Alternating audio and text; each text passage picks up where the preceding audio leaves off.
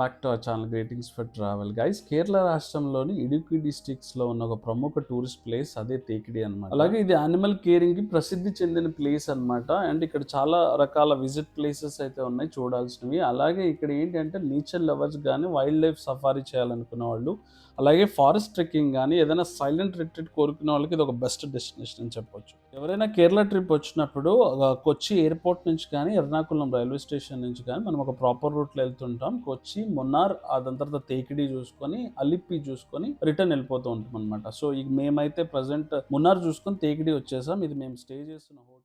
So ఇక్కడ నుంచి 15 minutes drive లోనే మనకి ఫస్ట్ ప్లేస్ అయితే స్టార్ట్ అయిపోతుంది, విజిట్ ప్లేస్. ఇది ఎలిఫెంట్ జంక్షన్ అన్నమాట. ఇక్కడ 30 మినిట్స్ కి 400 రూపీస్ టికెట్ ఉంటుంది. టికెట్ కాస్ట్ కొంచెం ఎక్కువ ఉంటుంది, బట్ విజిట్ చేయాల్సిన ప్లేసెస్ లో ఇది ఒకటి అన్నమాట. సో అందుకే తప్పకుండా విజిట్ చేస్తుంటారు.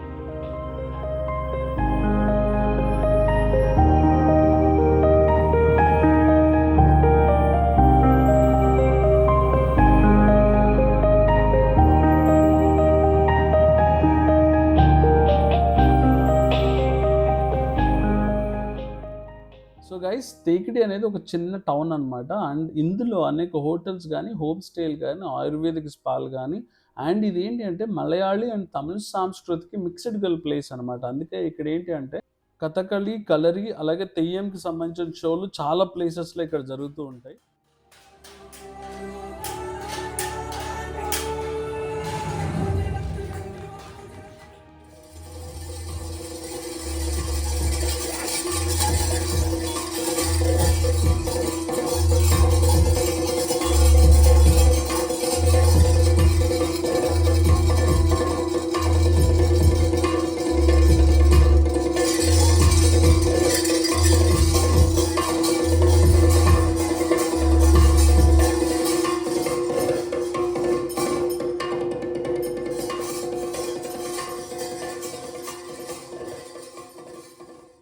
అలాగే గైస్, తేకిడిలో పెరియర్ నేషనల్ పార్క్లో జరిగే జీప్ సఫారీ కానీ, బోటింగ్ కానీ, బ్యాంబూ రాఫ్టింగ్ కానీ ఇలా న్యాచురల్కి చాలా ప్రసిద్ధి అనమాట. అలాగే ఈ సఫారీలో చాలా రకాల యానిమల్స్ని మనం గుంపులుగా అయితే చూడవచ్చు. ఎలిఫెంట్స్ కానీ, బియర్స్ కానీ, అలా చాలా రకాల యానిమల్స్ని అయితే మనం లైవ్లో చూడవచ్చు. బట్ మేము వెళ్ళిన రోజున వర్షం పడటం వల్ల కంప్లీట్గా బోటింగ్ అంతా ఆపేశారు. గైస్, మీరు కనుక ఇక్కడికి వస్తే జీప్ సఫారీ చేయడం మర్చిపోకండి, మ్యాండేటరీ అనమాట. అలాగే ఇక్కడున్న ఇంకొక ప్రివిలేజ్ ఏంటి అంటే తేకిడి స్పైస్ మార్కెట్ చాలా ప్రఖ్యాతిగాంచింది. అండ్ ఇక్కడ ఏంటంటే మిరియాలు, జీలకర్ర, దాల్చిన చెక్క, లవంగాలు ఇలాంటి చాలా రకమైన స్వచ్ఛమైన కేరళ మసాలాలు అయితే ఇక్కడ లభిస్తాయి.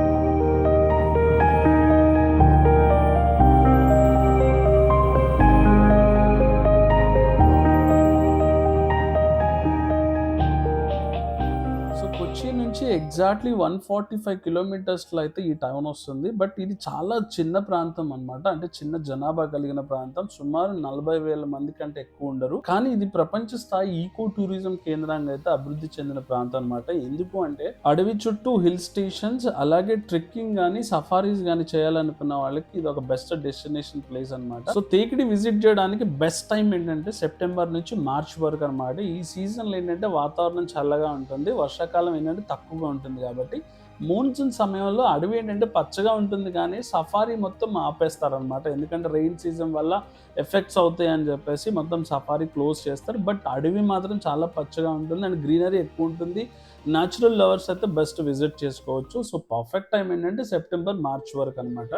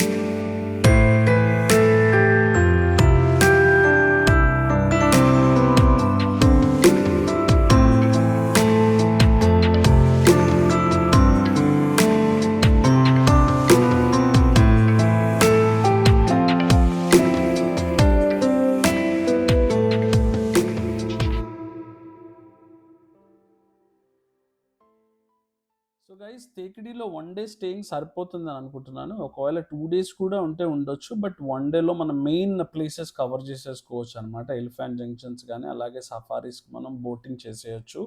అండ్ హోటల్స్కి మీరు డోంట్ వరీ, అక్కడ చాలా రకాల హోటల్స్ ఉన్నాయి. అలాగే చిన్న చిన్న హోటల్సే ఎక్కువగా.